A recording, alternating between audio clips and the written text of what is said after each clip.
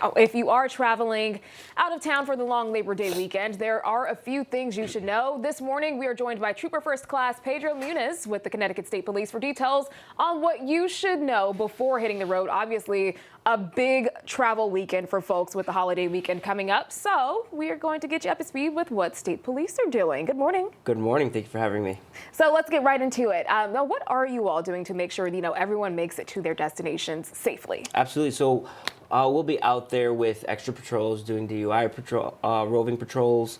We'll be out there enforcing motor or traffic laws to make sure everybody's just safe. We want to make sure our main goal is that everybody gets to their destination safe this weekend. Of course. And there's going to be a ton of people out there. Now, aside from, the roads and the highways, where else will you guys be posted up? So we'll actually also be posted up on the waterways. So we'll be up and down the rivers as well. As we know, it's going to be pretty good weather this weekend.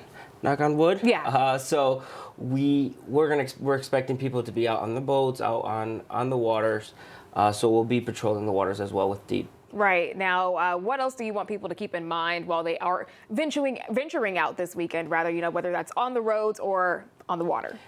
Enjoy your time and do so responsibly and safely is really the main goal. If you're going to drink or smoke cannabis, do so responsibly. Have a designated driver. Use a rideshare program. Check that GPS before you leave to your destination to see how much traffic there is. That way you can leave with enough time and you're not in a rush so that you can get to your destination safely. Right. And the marijuana thing, that's new this year since a lot of the recreational shops opened up for the first time in Connecticut this year. So that's something else to keep in mind. If you know someone who partakes and you're in that group with them, say, hey, let's just take an Uber.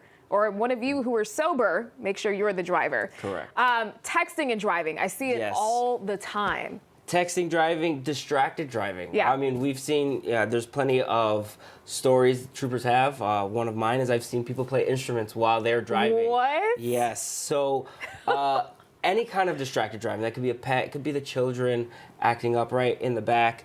We want to just make sure we're paying as much attention as we can to the roadways and ditch all those distractions. All right. Now, I know sometimes people have a little road rage based on how other people drive. Do you have any tips for folks to make sure? I know we've been saying, pay attention, but even sometimes when I'm out on the road, I get behind someone who's just holding up everything, and it's like they're not paying attention. Yeah. So we always ask, we ask people, if you're not passing cars, drive in the center or right lane. Leave that left lane open for cars that are passing, and just pay attention to your surroundings. And if you are engaged in a road rage incident, don't react. Let's just breathe, move over to the right, let them pass, and let's just get to your location or where you're going safely. Great. So sometimes, you come across people who are just so anxious to get to where they're going, and then they're driving all dangerously. Just let them go on. Hopefully they get to where they're going safely. Correct. Yeah. All right. Well, thank you so much for joining us. And you guys make sure you stay safe on the roads this weekend. We want you back home with your families and I'm sure back in the workplace after the holiday weekend. We're going to check back in the studio.